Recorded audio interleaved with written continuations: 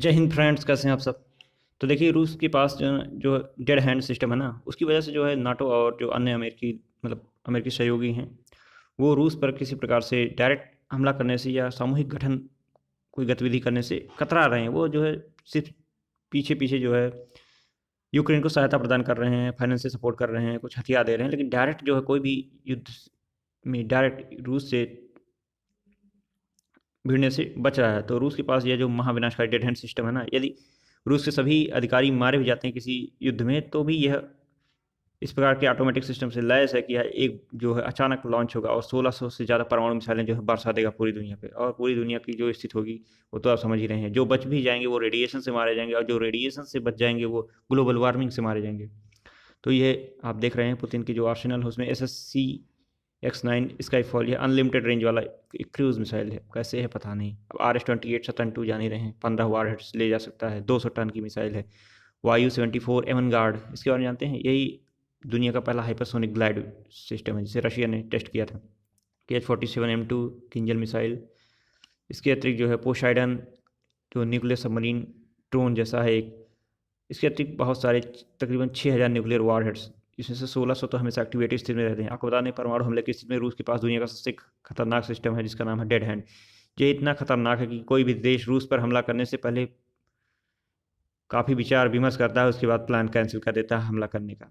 क्योंकि ऐसा इसलिए है क्योंकि यह सिस्टम जो है ना, परमाणु हमले के कारण यदि रूस की लीडरशिप खत्म भी हो जाती है तो इसमें ऑटोमेटिक गतिविधियाँ ट्रैक करने की स्थिति बनी हुई हैं, और ये जो अपने आप ही लॉन्च हो जाएगा। तो इसके अतिरिक्त आप देख रहे हैं डूम्सडे की मशीनें जो हैं वो, रशिया के पास पोसाइडन न्यूक्लियर ड्रोन है, रशिया के पास न्यूक्लियर डेड हैंड है। इसके अतिरिक्त चीन के पास जो है ना वो कुछ हाइपरसोनिक मिसाइल हैं। ऐसे ही USA के पास भी जो उसकी सबमरीन से न्यूक्लियर पावर वो हैं।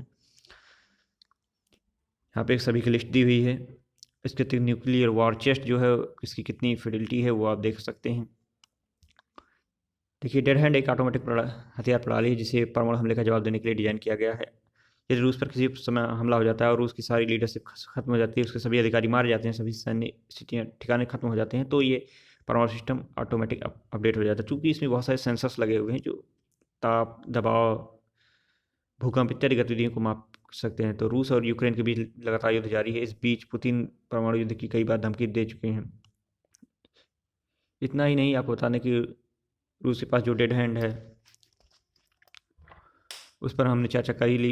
एक रिपोर्ट के मुताबिक रूस के पास जो है तकरीबन 6000 से ज़्यादा परमाणु हथियार हैं, जिसमें से 1600 हमेशा एक्टिवेटेड मोड में रहते हैं। इसके अतिरिक्त जो अन्य हथियार हैं वो फाइटर जेट्स या फिर अंदर जो क्रूज मिसाइल छोटे मोटे नान है, या फिर इन स्थानों पर लगे हुए हैं कुछ। तो ये जो डेड हैंड सिस्टम है ना, ये इस कोल्ड वार के दौरान बनाया गया था। विशेषज्ञ इस सिस्टम को डूम्सडे डिवाइस भी कहते हैं, जो एक बार में अपने सभी न्यूक्लियर हथियारों को फायर कर सकता है। डेड हैंड एक ऑटोमेटिक हथियार प्रणाली है जिसे परमाणु हमले का जवाब देने के लिए डिजाइन किया गया था।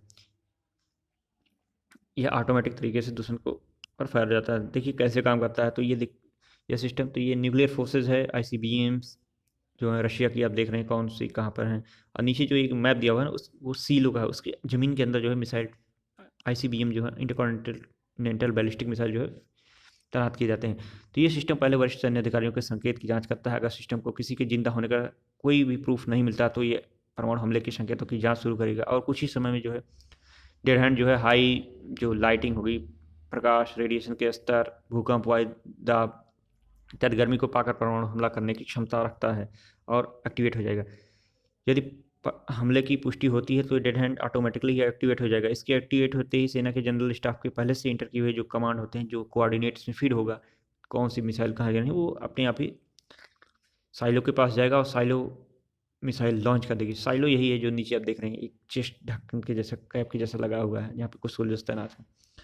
तो यह संकेत बॉम्बार्स पनडुब्बियों को भी पहुंचेगा। इसके बाद मिसाइल के साइलो में परमाणु हमले से सुरक्षित बचे लोग जो है ICBM को लॉन्च कर देंगे। रिपोर्ट्स के मुताबिक ये खतरनाक हथियार प्रणाली मॉस्को के दक्षिण में कहीं एक सैन्य बंकर में स्थित है। अभी तक इसका कोई अनुमान नहीं लगाया गया है, नाटो या कोई नहीं जानता।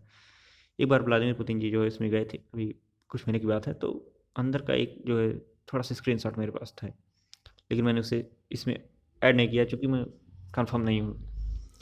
तो यह पूरी तरह से ऑटोमेटिक सिस्टम है। डेली स्टार की रिपोर्ट के मुताबिक 2018 में अमेरिकी वायुसेना के परमाणु प्रशिक्षण अधिकारी डॉक्टर ब्रूस प्लेयर ने कहा था कि यह सिस्टम 3 सदस्यों के जरिए ऑपरेट किया जाता है, जिसका एकमात्र काम यह सुनिश्चित करना है कि सिस्टम कार्य कर रहा है या नहीं। उन्होंने यह भी कहा कि इसे ऑन करने के अलावा ये पूरी तरह ऑटोमेटिक है।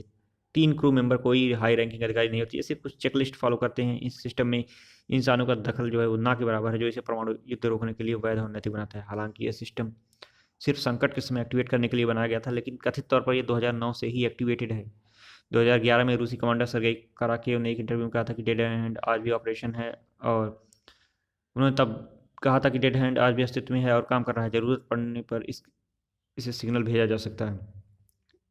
तो देखिए, एक प्रकार से जो का परमाणु युद्ध का खतरा ऐसा लग रहा था कि यूक्रेन और नाटो के मध्य में, मतलब रशिया और नाटो के मध्य में बढ़ जाएगा यूक्रेन के कारण। लेकिन जो है ये जो डेड हैंड सिस्टम है ना, ये एक तरह समझ लीजिए कि परमाणु युद्ध रोकने का भी एक मार्ग हो गया है। इस डर के कारण जो है कोई भी रसिया में डायरेक्ट इंटरफियर करने से बचता है। वो कोई भी देश हो वो बयान देगा, वो राजनीतिक जियोपॉलिटिक्स करेगा, लेकिन डायरेक्टली कोई रशिया में इंटरफेयर नहीं करता। विशेष रूप से उसका जो क्षेत्र है, उसका जो एरिया है उसकी कंट्री का। तो इस विनाशकारी हथियार प्रणाली का एक्टिवेट होना पश्चिमी देशों और रूस के बीच परमाणु युद्ध की आशंका को बढ़ाने वाला है।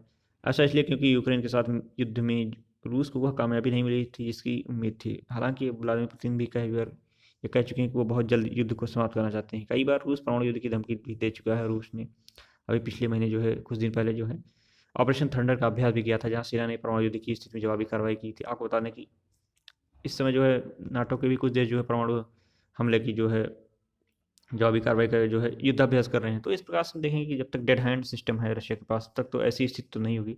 हाँ, हो सकता है बहुत जल्द जो है ये युद्ध समाप्त हो जाए, लेकिन कब, इसका भी कोई पता नहीं है। तो आपको बताना कि चीन भी ऐसा ही एक डेड, मतलब जो है डेड हैंड बना रहा है अपने देश में। और चीन को देखते हुए हमको लगता है कि क्या भारत को भी अभी यह सिस्टम बनाना चाहिए या नहीं। इसके बारे में आप लोग कमेंट सेक्शन में बताएं, अपने अपने जो सुझाव हैं वो शेयर करें।